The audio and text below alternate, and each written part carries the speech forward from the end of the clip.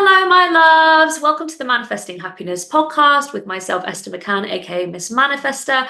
On the Manifesting Happiness podcast, we are having conversations for creating your best life. And today I am joined by Georgi Grogan, who is the founder of Sixways, a functional mushrooms company. How are you doing, Georgie? I'm good. How are you? I'm really good, thank you. We've had a little bit of a break on the podcast over the summer whilst I've kind of been in mum mode, but we are back. And today we're going to be talking all about functional mushrooms and wellness and Georgie's journey and how she created her best life. I mean, you might be like, I'm still creating it, but hopefully creating her Yeah. best life with the products that she's created, not just for herself, but for the collective. Georgie, you founded Sixways with your brother Alex, is that correct? Yes, that's right. Yeah. So it's Alex and I at the beginning of 2023. Oh my gosh, Um, this is quite young, really, isn't it, still? yeah, we're still very fresh, very new. Um, but yeah, so it was basically yeah, it was in 2023 and it was kind of a combination of my experience from like personal level, and then I also previously worked in like the skincare and wellness industry before.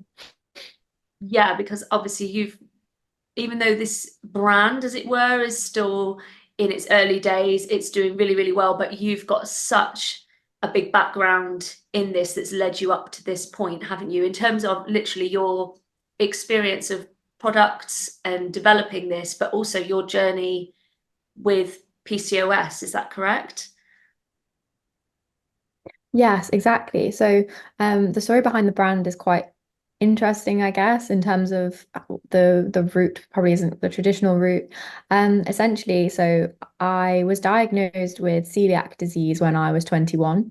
But I previously had no symptoms, but I basically wasn't getting a regular cycle. So I went to the doctor thinking that it was something kind of women's health related.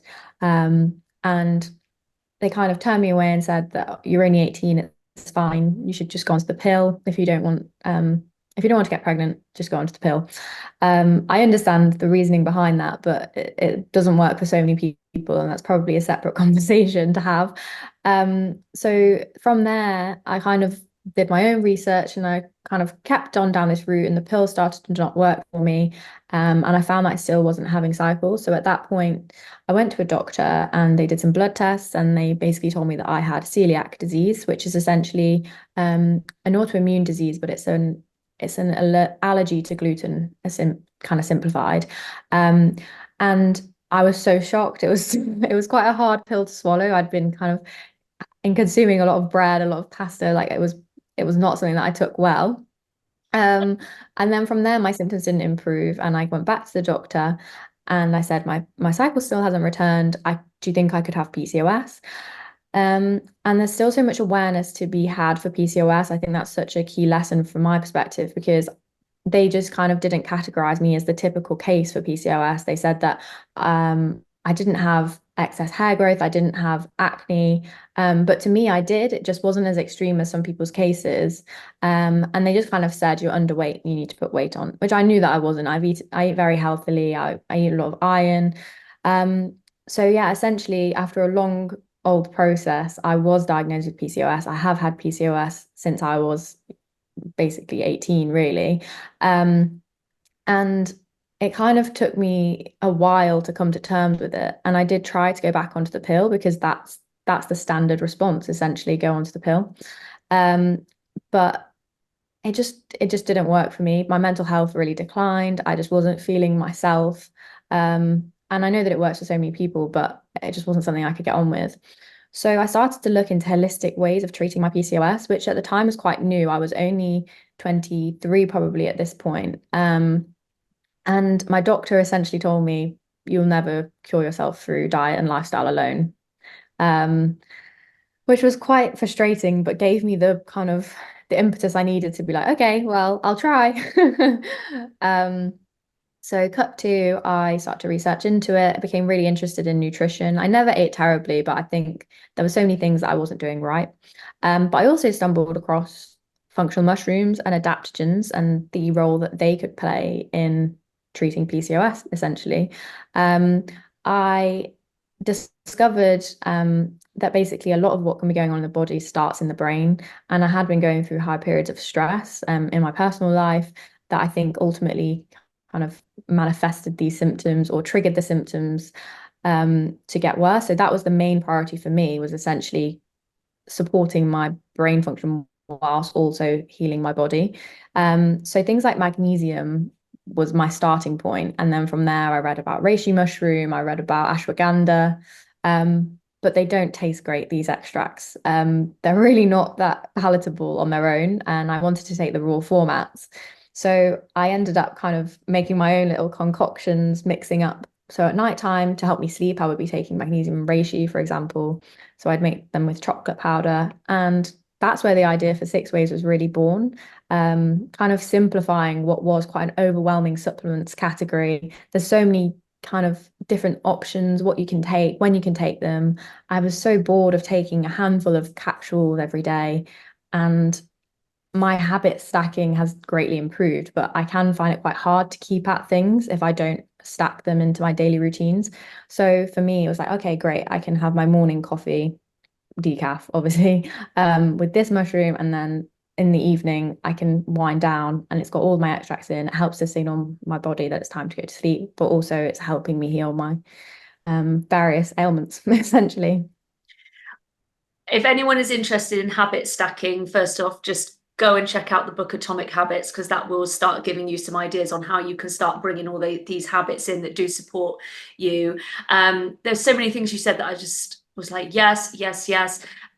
I feel like taking loads and loads of capsules just makes, for me, it makes me feel like I'm sick. Like, it doesn't make me feel like I'm engaging in an identity, particularly of like wellness or whatever. It just kind of like all the pill bottles and stuff is not a nice, it's not a nice feeling. And I don't know, like, people listening might disagree with me, but we want to definitely develop this identity of like, I'm a well person, I'm a healthy person, keep moving that along, because as you said, a lot of things start in the mind and then manifest out in the body, or they start in the mind and then our behaviors influence the decisions we make towards our body that then create problems. For example, as we were talking about before, PCOS is often a precursor for type 2 diabetes, and a lot of people that I've worked with type 2 diabetes, there's things going on up top and they've used food basically as emotionally, but then the body is now a manifestation of that. So I'm with you 100%. What you said about the pill, and I guess all hormonal contraception, we'll just say on this channel, like, there is no shun from me. If you're on hormonal contraception and it's working for you, great. Like, I have no problem with people, what's the word? Not, I don't want to say like tampering with their natural cycle, because I've got the coil and that's working really well for me at the moment. I've Yeah. had I've had terrible periods all my life. They last like a fortnight, really heavy, probably have got endometriosis, but exactly what you've said. Western medicine just goes, oh, have you thought about the pill or another thing? And it's just trying to control everything rather than getting to the root of the issue. And I think what you said is spot on, is when, if a doctor says, look, it can't be done, well, I'm not saying, listen, I'm not a doctor and I'm not, but I do think there's an awful lot that we can do, with the power of plants, the power of nature, and the power of our mind. It's not to say don't take the prescription that you've been given, but I definitely think that if somebody says it can't be done, definitely don't take that as gospel and then think, okay, well, I just won't bother at all. All of these things are designed to help and support you. And your little concoctions that you've made are, as you said, often the mushrooms are not palatable. My experience of mushrooms is very earthy. Yeah, exactly. That's the word that gets thrown around. Yeah, I had a mushroom recently at like a Japanese restaurant. I don't mind little button mushrooms, but the big, fungi kind of ones, I'm like, I just can't. And my partner, because obviously I said, look, we've got these products, and he was like, oh, he said I would expect them to be quite earthy. Wrong. Your one that you've made at bedtime, like you said, with chocolate powder, to me, that tastes just like Nesquik. So I'm sold. Oh, really? This is the thing. I mean, kind of jumping around a bit here, but part of the learning process, even with like Sixways as a brand, is Yeah. knowing that not everyone is going to like something, but when you get the positive feedback, it's so nice. Like I think with it being a mushroom product, it is so polarizing. So I'm so glad that you think it tastes like next Nesquik. But some people I think really expect it to taste exactly like a Galaxy hot chocolate. And I kind of have to say, it's not going to. There's not. It has so many other things in there that I can't make it taste exactly like that. But yeah, I love it. I think as long as you're prepared for the earthiness, then I think it's all upside. But if you're expecting it to taste like a, I don't know, like a Galaxy hot chocolate, it's not quite there. The earthiness was kind of in there, but it was very subtle. I've got quite a sensitive palate and was very fussy growing up. So for me to say that it tastes like Nesquik and it just had a slight kind of aftertaste, but nothing bad. But that was just kind of the indicator that you're not just having like a Galaxy hot chocolate, as you said. But yeah, I think Yeah. if anybody was like, oh, I don't think I'll enjoy that, like absolutely just suspend your disbelief because you definitely can enjoy these products. So yeah, don't worry about jumping around on this podcast. Like we can be very like one thing 1 minute, one thing.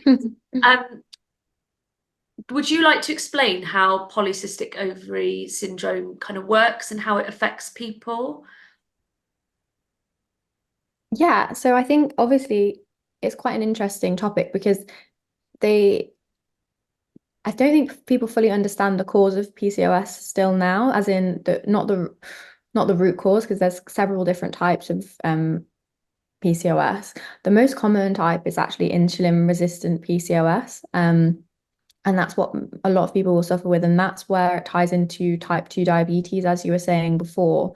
So essentially, the cause of your insulin resistance can be stress. In my case, I think it was stress because essentially you have high levels of cortisol in the body or high levels of androgens, testosterone, etc. And that cortisol, essentially, to simplify, it prevents your body from absorbing excess insulin. And when you eat lots of sugar or when you eat something with a higher insulin content, your body then kind of cruelly converts that into further male hormones, essentially, so testosterone, etc., which causes, well, essentially what polycystic ovarian syndrome is small cysts on the ovaries. But some people can have other symptoms and not really present with the cysts.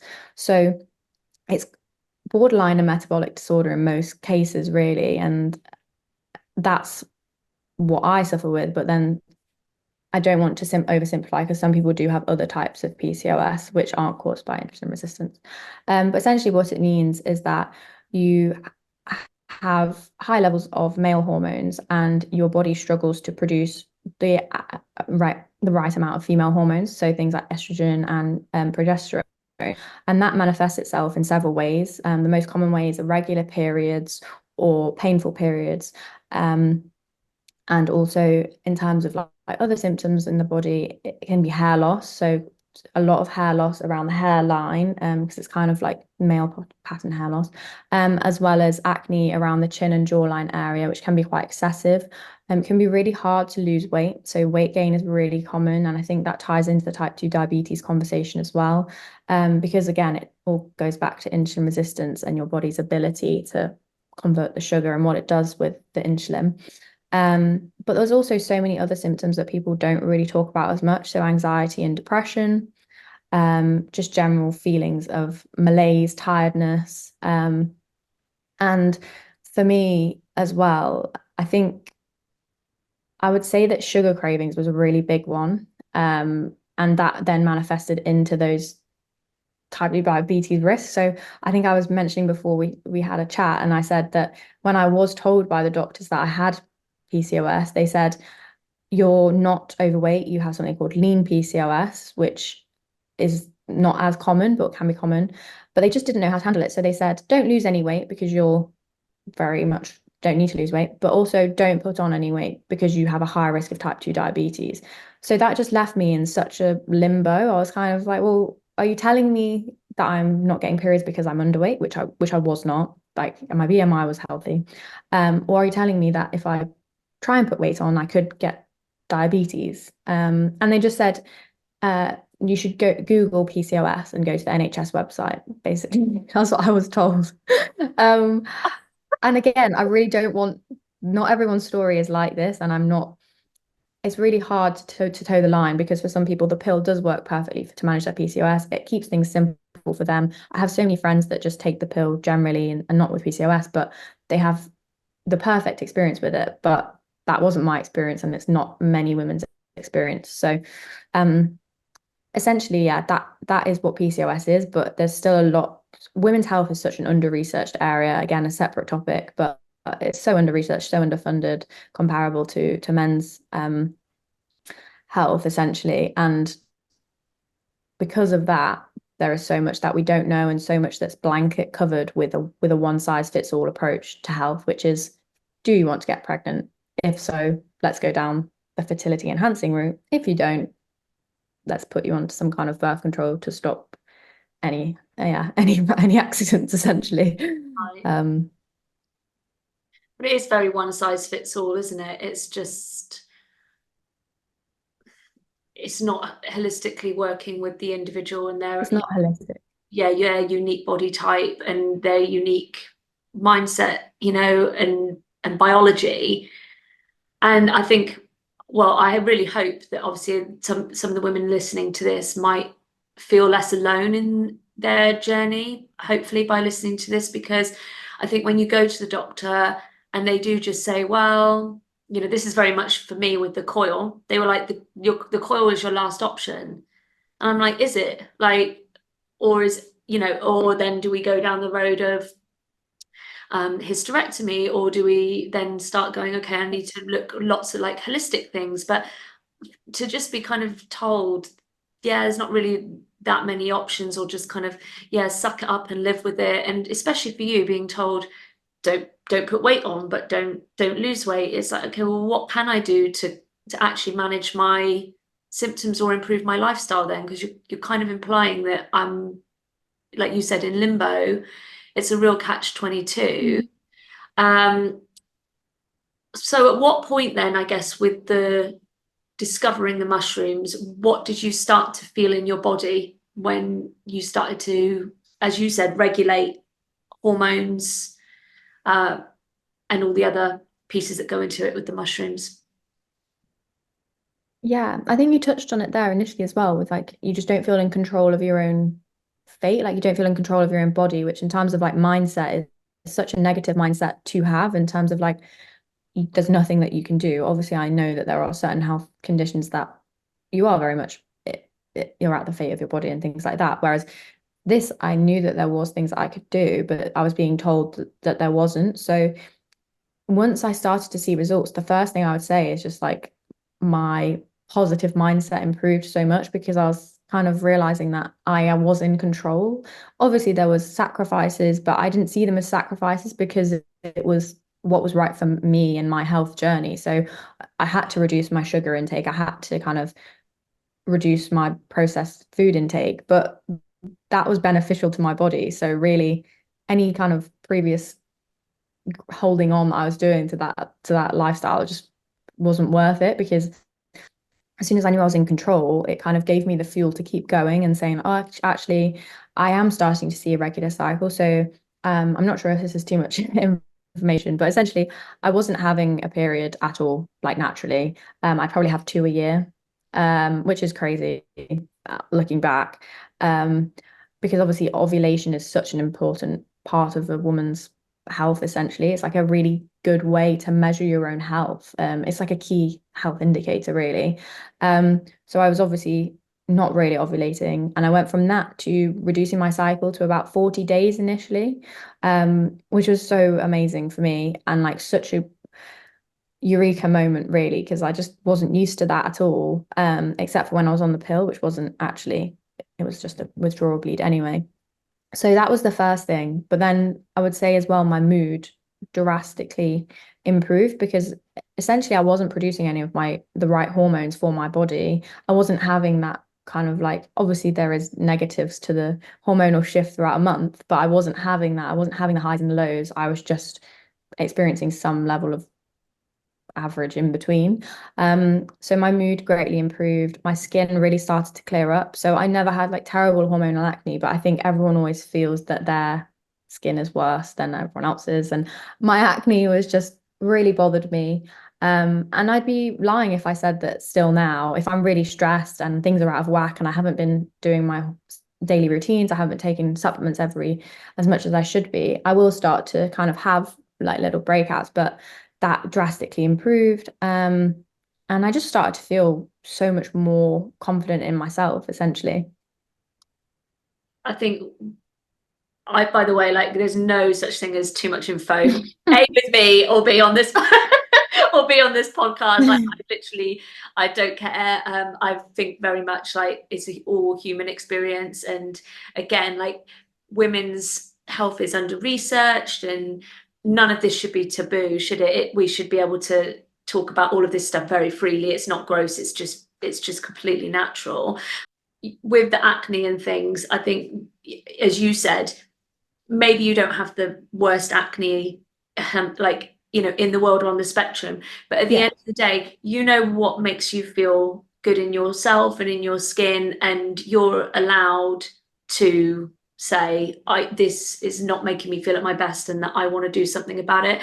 I think it's, I've just known people, I've got friends and they'll go, oh, they're like, I don't know why you're moaning, like your skin's like really good, and I'm going, but it still matters to me. I still want to feel good in myself. And I think for women as well, our moods, um having awareness as well when it's not necessarily what I would call your most empowered natural inner voice that's coming Yeah. forward. I think when we're talking hormones, that voice can be, that inner critic can be brutal and so loud and just being like, you look ugly, you're this, you're that, like you don't bother, like. And I think for me anyway, certainly in my work, it's really helping women to bring awareness to this is, maybe it's coming up to be cleared, maybe it's coming up to be worked on, but give it a few days and this isn't going to even be going around in your head anymore. So not subscribing to it, because I don't do a lot of things when that voice is up. So I won't do business launches, I won't do anything because I just think this is the worst time. I think yeah, that's really like, again, when I was going through the kind of like holistic journey after I was diagnosed with PCOS, I realized how little I knew about the cycle. And I think I'm really happy because in the last few years there does seem to have been a general movement of awareness towards hormones in general and how they impact, and definitely a shift away from the norm of just accepting that this is how it is, especially from compared to when I was kind of going through it about 5 years ago. But still, I speak to some friends and I'm like, oh, well, which phase are you in? And they just don't know. And I didn't know until way after school. Like, I do not remember. And I don't think that it was taught in the way that makes sense. It was more just like, there's so much that we just don't know and we weren't taught. And it might be different now, but I have a suspicion it probably isn't. And like you say, there are so many times when it's like you just don't need to trust your inner voice as much. Like there are times that not everything your brain tells you is true, essentially.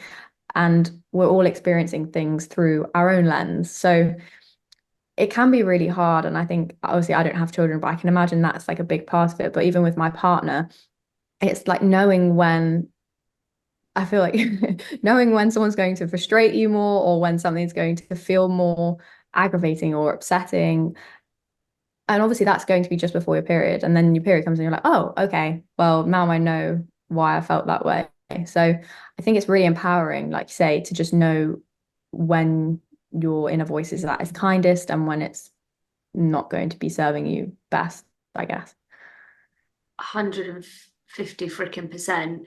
I've got a daughter and she's 12. She doesn't want to talk to me about this kind of stuff at all, like which is kind of like sad because I always thought I'd be the cool mom, but I am. But like in this department, no, she's like, I don't want to talk to you about it. So I don't really know how they're addressing it in schools. I think there's probably a real variety of experiences across different schools, Yeah. depending on who's there. Uh, for me, my experience of it was actually the educator that we had come in when I was at primary school. She was pretty fun, and I was super excited about it all. And then came home, but I'm from a really Christian family, and like it was shut down immediately, like zip it, like we don't talk about that. Yeah. And yeah, I do think, oh gosh, like did that make some impact potentially on my cycles, because I was kind of being conditioned that it was I don't know. I'll throw a few words out: dirty, taboo, sexual. Like we just don't Mhm. talk about it. It's a you thing, a women's thing. We don't want to hear. So Dirty and taboo. Like it, I think it can have an impact, like say.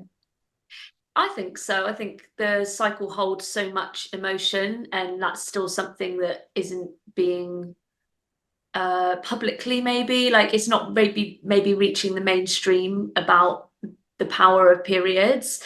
But I agree with you. I've got like it's back there, like a little sheet, and it shows all the 4 cycles and what you can kind of expect with the archetypes in those phases. And I guess for you, like, would you agree, if you're only having, or if you were only having 2 cycles a year, it must have been really hard for you to bring awareness to, like, if you then were having a period and felt very emotional, but obviously if you haven't been regularly ovulating, you might have just been feeling kind of like really overwhelmed and low, and what's wrong with me? And then surprise, oh, here's a period. Yeah, genuinely. Like I just had no idea. And also, I think the brain does genuinely know because they would always come at the worst times. Like I remember being at a festival and it'd been like 10 months. So genuinely, it was like, I think it was when I least wanted it to. It would just be like, surprise. Um, and yeah, so no, definitely. But I think during that time, it was so hard to really pick out what was causing how I was feeling. There was so much at play, but obviously I just kind of it I don't even know. Looking back, like obviously to not be ovulating every month, I just clearly wasn't having like any hits of estrogen or anything. I just felt quite numb, just quite I think looking back, I was desensitized, but there's no wonder that I was. And obviously, um, it was just it was overwhelming, but ultimately learning about, as you say, like the follicular phase, ovulatory phase, and like luteal phase, which is obviously dreaded, but I think it can be a lot worse for some people than others. Something that we also talk about with the hormone balance, and that was something that it's our newest product launch. It's a decaf mushroom coffee, basically. And the hormone balance was because I really love the taste of coffee, but caffeine just overstimulates me. And also, when you are diagnosed with PCOS, it's one of the first things that they kind of suggest that you might do is to give up or reduce your caffeine intake because of that cortisol link that we spoke about earlier. So again, I just felt like I was giving up things that I really enjoyed. And I was on them really keen to create a decaf coffee that also had the inositol, which is the really beneficial supplement for insulin resistance, essentially. It's got by far the most research. It's a really heavily researched ingredient for PCOS. So if that's something that you are struggling with and you're not currently taking, I'd recommend doing some reading around inositol and myo-inositol specifically. But also it just made me feel like I wasn't missing out and I was able to still have those daily moments of joy, whilst kind of balancing my blood sugar and my hormones essentially. Yeah, I think one of the things that I come up against when I work with the people who've got type 2 diabetes, and they're really like really changing their lifestyle, their diet, la di da da, and they feel like they're going into uh, deprivation, let's use that word, deprivation for the rest of their life. They've used phrases like, I'm never going back to normal, and so on and so forth. And I think there is a Mhm. line where our lifestyle, the the products that are marketed to us, consumerism, it's not normal. The sugars, the additives, and the things that are in food, it shouldn't be normal for us, but obviously it's just mass. mass available, and all that we've got half of the time is that we've got access to. But I think it's about saying, yeah, I need to create a new normal for myself, whilst also finding that way, as you've done with your products, to just still have that little bit of joy in there, because food and taste is such a pleasurable experience. And it's horrible to think, oh gosh, if someone was like, you're never going to have like this, that, and the other again, I'd be like, oh no. So I think what you've done is like really great to be able to introduce something that people can genuinely enjoy. I'll get the box of products up in a minute. I'll pull them up off the floor. But also I think, normal sense of normality, what you said about when you were only having 2 cycles a year, that was normal for you, but at the same time, you didn't maybe realize, Sounds good.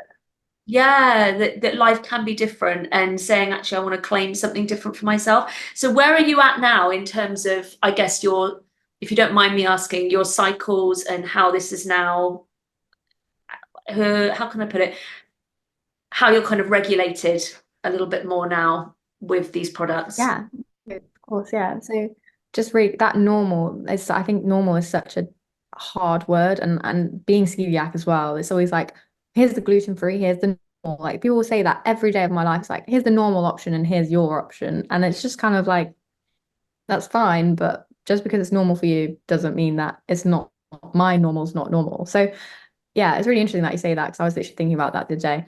But in terms of my cycle now, I am so much better. So I've kind of regulated it right down to 30. It's kind of 33. So it's on the longer side, like being totally honest. But with PCOS, that's still really like something I'm quite proud of. It's like I see it as an achievement. And being totally honest, as I said earlier, like if I am stressed, it will extend, or I will see impact of it longer term. And it's not perfect. And I think that's like when you're working with your clients, I imagine it's the same. You can't expect results overnight. You can't expect everything to be perfect all the time. Like you are human at the end of the day. You are allowed to have days off or do things differently, or you will get stressed. But I think it's not about, it's kind of like how you come back from that. So if my cycle does extend to 40 days, how do I come back from it? Instead of, oh, well, I might as well just carry on eating chocolate every night and having croissants with nothing. And like, yeah, you can see it two ways. You can see it as a pass to basically do what you want to do because nothing matters, or you can see it as, I know now what happens if I am stressed and if I do let certain things take hold. But now it's a challenge to kind of get back on the horse basically and regulate that cycle basically. Yeah, you can take it, can't you, as this is an opportunity to reflect on, is my body telling me something? Like you said, am I Yeah. stressed? Is there anything that's caused this, let's call it fluctuation, this change? Yeah.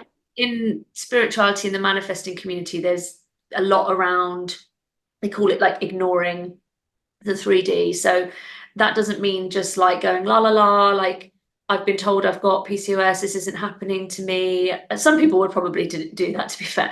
But ultimately, okay, fine. I've had this diagnosis, but that's not going to hold me back from this or this or this. And, there are options for me, there are solutions available.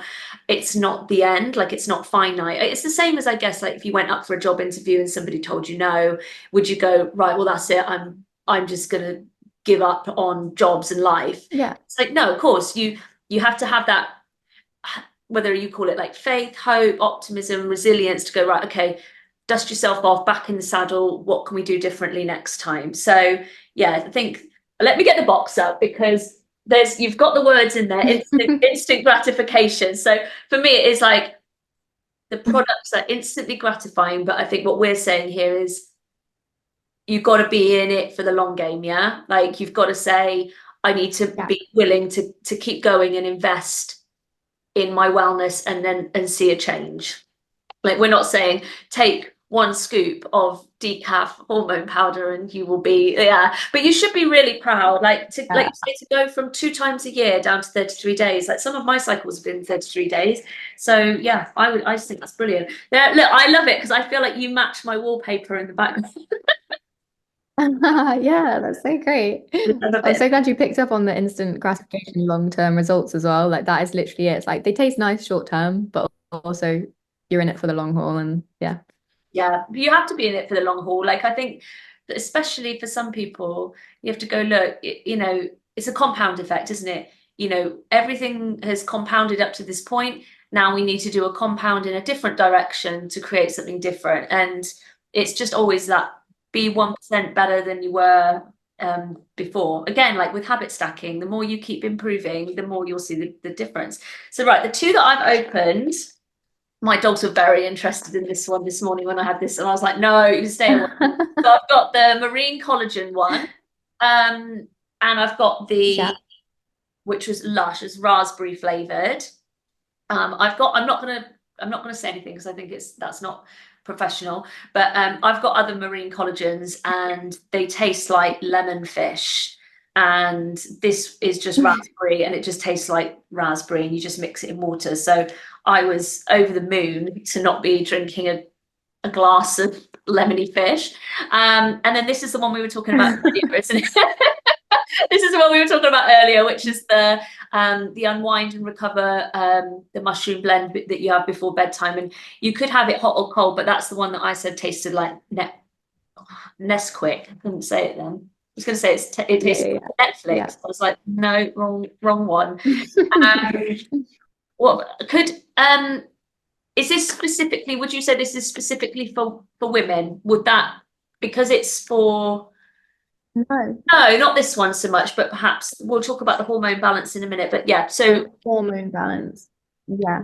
So yeah, with the flavors, we tried really hard. There was a lot of iterations, like backwards and forwards, and trying with the new product development on that to make sure that we could just nail the taste. I think as well, it's like making sure that they're palatable to everyone because everyone's tastes are so different. The Unwind and Recover, it started out as kind of a sleep drink. So obviously sleep's really beneficial for women's health in general, but helping to relax the nervous system, calm the mind before bed. So that one is suitable for men and women. There's obviously just benefits to women as well because it has the magnesium and zinc and reishi mushroom and ashwagandha, which are great for cycles as well, but it's suitable for men and women. The hormone balance is the decaf coffee that I was talking about, and that one is more suited to women, but again, it's like inositol. So men can benefit from inositol if they are feeling like overwhelmed, and it is essentially a decaf coffee. So that one is more female targeted and particularly for people with any kind of, it's not just PCOS, it could be endometriosis, any other kind of female health issue, perimenopause and menopause as well. There's a lot of things in there that are great for menopause as well, because that's a whole other topic, which is so frustrating for so many women. yeah, it does fill me. I'm not gonna lie. Like I think, I'm on the edge of like perimenopause and that does freak me out a lot. Shouldn't let it freak me out, but I do feel like No. it's a minefield. Um, and obviously a lot of information out there that makes it sound really, really scary as well. So I haven't tried the coffee one because I'm not a coffee girl, but I feel like I'm willing for you, Georgie. I feel like I'm willing to give it a go. So I It don't. has a slight little chocolatey taste, so you Oh, might it might be okay. you're selling it to me. Yeah, it's not about the caffeine because obviously it's decaf. So it's not about the caffeine. It's about, right, I'm just don't really enjoy the taste of coffee. But if you've got a little bit of a chocolatey taste, then I'll give it a go. And I think like with the inositol, can't even say it. I'll put that in the description of this podcast. So if people are like, how did you spell that? I'll pop that in there so people can go and start doing some of their own research into these. Is there another product as well? I haven't got in front of me. Is it an orange bag that you've got as well? Yeah, so there's another product which is our Focus and Elevate range. So that's essentially a lion's mane mushroom. That's probably the most popular mushroom, I would say. Lion's mane mushroom is supposed to help with like brain function, neurogrowth factors, etc. And it also has things like vitamin B, maca root, and ginkgo biloba. So that's a caffeine-free energy alternative, but without the kind of like traditional energy drink roots. And that one is, I would say that's kind of like the best equivalent to a coffee, rather than the decaf obviously does have energy giving benefits, but a lot of people obviously drink coffee for that focus, that energy, and that's what the focus is really, I'd say. Yeah, so kind of saying, look, this, if you want this, it's about having your more about your hormones. The fact it tastes Hmm. coffee is a bonus, but if you're looking for something that's going to really get you in the zone and get you focused, you want to go down the lion's mane road. I was going to say, is there anything um that you feel, I guess we could just say, like, if anybody has got anything like PCOS or celiac disease, is there anything that you would like to say in terms of like how can people support their friends or their family with those conditions? Because I think, like you said, it's not well understood. It is PCOS Awareness Month at the time that we're recording this. So I think we're just trying to bring some awareness to what people are going through, how they can support themselves with products like this holistically, but also, yeah, is there anything we can do to support those people? Yeah, that's a really nice thought. I think, as you say, it's awareness month. The main thing I think is when people are trying their best to like improve their symptoms, treat their PCOS, manage their like lifestyle holistically, don't knock their choices and just be positive. And I think everyone's known it when they're trying to eat something healthy and someone's like, oh, that looks gross, or oh, why don't you want just one piece won't hurt? And I think that might come with the best will in the world, and people are trying to be kind and trying to not make you feel restricted. But if you are given that option, it makes it so much harder to say no. So I would say be kind, and you never know what someone's going through in terms of like PCOS and the fertility element as well. And that's something that we haven't really touched on, but concerns about fertility. And I would just say be supportive about how people want to manage their health, and don't people don't always want opinions, and it can be beneficial, but if it's going to be a negative opinion, then maybe you eat your chocolate and that's fine, but as in like you eat your mass consumption of chocolate. Obviously I eat chocolate, but you don't need to, if someone's just starting out on their journey and you're offering them sweets and etc., that's not what they need at that time. No, it's not, is it? And it's being respectful, isn't it, of everybody's journeys and the journeys that they're on. And actually, we want our loved ones to be well. So we might see it as them, they're doing something and we're feeling sorry for them and thinking, oh my gosh, I couldn't do that, or that sounds like hell. Um, but yeah, not projecting our own journeys and experience on other people when they just need our support. And I think that's one of the best questions you could ask someone, isn't it? Is going, what's the most supportive thing I can do for you right now, rather than, as you said, assuming or opinions. And let's face it, if we don't really know that much about it, we're probably not qualified to like just jump in and give our unsolicited advice. So let's all just try to be a little bit more yeah, a little bit more like, how can we support you, rather than assuming we think that this is what we would want, um or just trying to get, You're right, I think it is that question. yeah, I think like you say, it's like sometimes you're like, oh, I do it. Well, it's like love languages. Like with my partner, sometimes when he's really stressed, I'm like, oh, like we'll watch telly and we'll have like a bubble bath and we'll make it all nice. He's like, I don't want that.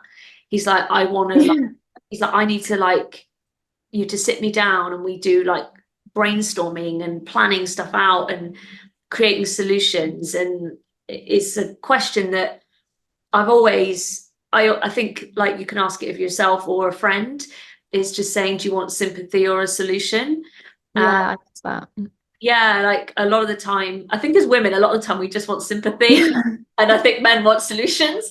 Yeah, Um, I would agree. I think especially if any men listen to this and you've got partners, and they're going through the hormones, like we often do just want a cuddle, and they're there, you're loved, it'll be all right. We don't need anything really, we don't need a plan. We just need to be with where we're at. I think, as you say, it's just all about support. And sometimes when you're feeling overwhelmed, you do not need someone just saying all the reasons that you shouldn't feel overwhelmed. You just need a hug.